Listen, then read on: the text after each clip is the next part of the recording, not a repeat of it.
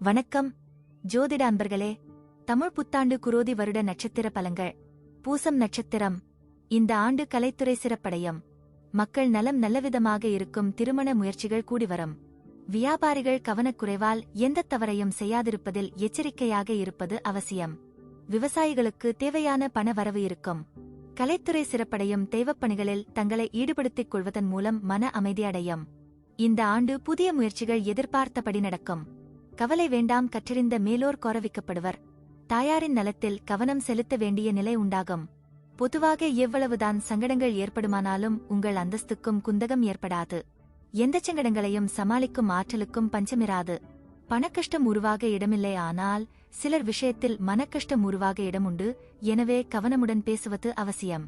திடீர் பொருள் வரவுக்கு வாய்ப்புண்டு. தேவபலம் சிறப்பாக இருப்பதால் எல்லாமே சீராக அமைய வாய்ப்புண்டு. பிள்ளைகள் நலனில் கவனம் செலுத்த வேண்டியது அவசியம்.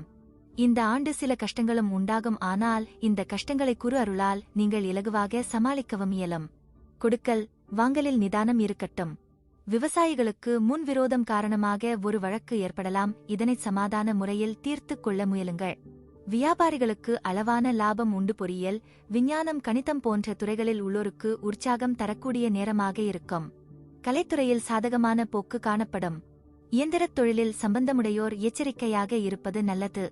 மாணவர்கள் கல்வியில் வெற்றி பெற நிறைய முயற்சிகள் எடுக்க வேண்டி வரும், ஆனால் வருடத்தின் பிற்பாதியில் கிரகநிலை மாற்றம் உங்களுக்கு சாதகமாக அமையும்.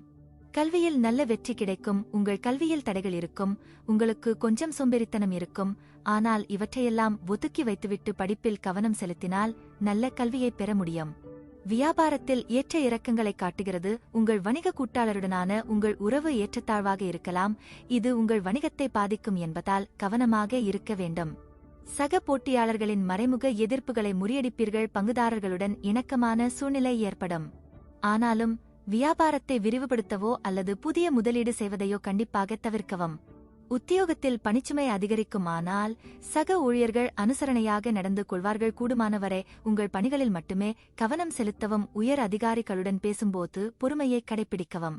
நன்றி, வணக்கம், வாழ்க வளமுடன்.